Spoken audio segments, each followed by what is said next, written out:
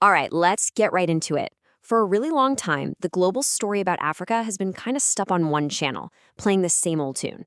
But that story is changing, and it's changing fast. What we're going to talk about today is this huge shift in Africa's place in the world, moving from the sidelines right to the center of the 21st century economy. No, really, just take a second and think about it. What images, what words just immediately pop into your head? Because for decades, the answer for a lot of the world has been conditioned to be something very, very specific. Yeah, these are the words, right? The stereotypes that have dominated the news and shaped policies for generations. It's been a narrative of a continent in constant need, a place defined by its problems instead of its incredible potential. And this, right here, is the most important takeaway of our entire explainer. That old narrative, it isn't just a little outdated. It is completely, fundamentally wrong. A new story is being written, right now, as we speak, a story of opportunity, of innovation, and of massive influence. So let's jump into the first chapter of this new story, the economic transformation. And this isn't just about a few good years of growth. We're talking about a deep, structural shift from being seen as dependent to becoming a true economic dynamo. Let's start with a number that kind of puts this all in perspective. $3 trillion. Just let that sink in for a moment. That is the combined GDP of the continent. It's a figure that shows you the massive and still growing economic weight we're dealing with here. So, how did this all happen? I mean, it didn't happen overnight. It's been built on a foundation of more political stability in a lot of regions, which, brings in investment. It's also fueled by better governance and countries working together more. But the real secret sauce, the most important asset, it's the people. And that leads us straight to the absolute core engine of Africa's future. While so many other parts of the world are getting older, Africa has this incredible advantage, this demographic dividend, a massive youth population that is simply unmatched anywhere else. Get this, 19. That's it. That is the median age across the entire continent of Africa. Just think about how wild that is for a second. So what does that number 19 actually mean? It means half of the whole population is younger than 19 years old. This isn't just some random statistic.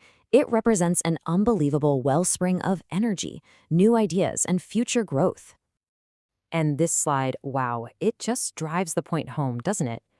I mean, look at that contrast. Africa's median age of 19, right next to 38 in the US and 43 in Europe. You are literally looking at the future of the global workforce. This is a youth advantage on a scale the world has never, ever seen before. And this isn't slowing down. Within just a few decades, by 2050, 1 out of every 4 people on this entire planet will be African. This has gigantic implications, not just for who's doing the work, but for consumer markets, for culture, for global innovation, everything. Okay, so you've got this young, super dynamic population. What kind of economy are they building? Well, it's not a repeat of what other countries did in the 20th century. African nations are leapfrogging. They're jumping right over the old, outdated models, especially in 3 key areas. First up, trade. And this is a big one. The African Continental Free Trade Area, the AfCFTA, is a total game changer. It connects 1.4 billion people, creating the world's largest free trade zone. The whole point is to unleash the continent's internal economic power, boosting trade between African nations to create a much more self-reliant and powerful economic force. Second, let's talk technology. This is where the story pivots in a really powerful way. Africa is no longer just a place where technology is sold to. It's a hotbed of innovation where tech is being invented to solve real-world local problems. And we're not talking about small-time apps here. Kenya's M-Pesa basically pioneered mobile money and changed finance for millions of people long before the rest of the world caught on.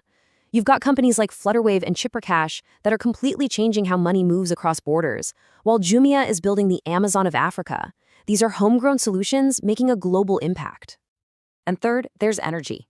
Yes, the continent has tons of traditional resources, but it's also becoming a leader in the green transition.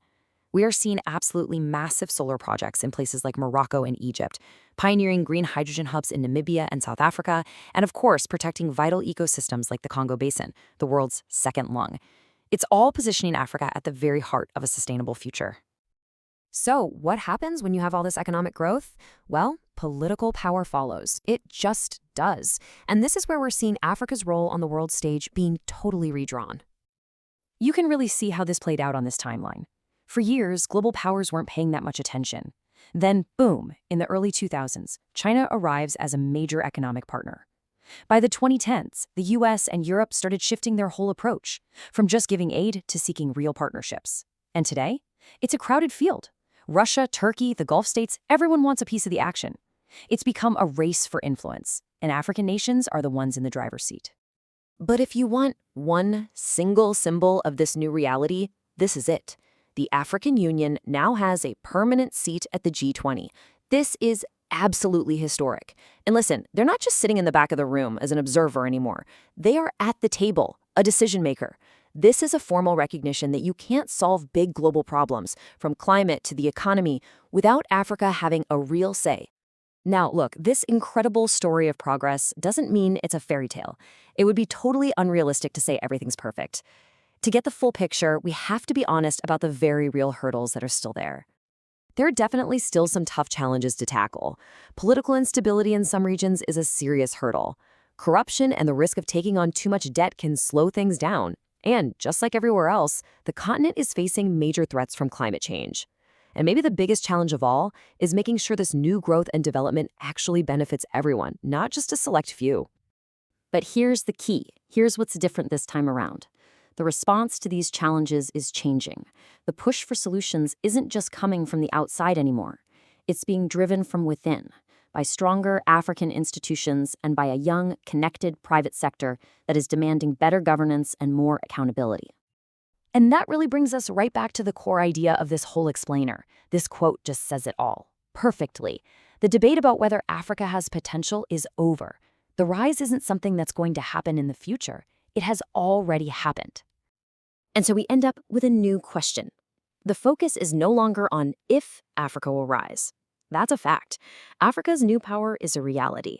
The only question left, the one that everyone really needs to start thinking about, is this: how is the rest of the world going to adapt?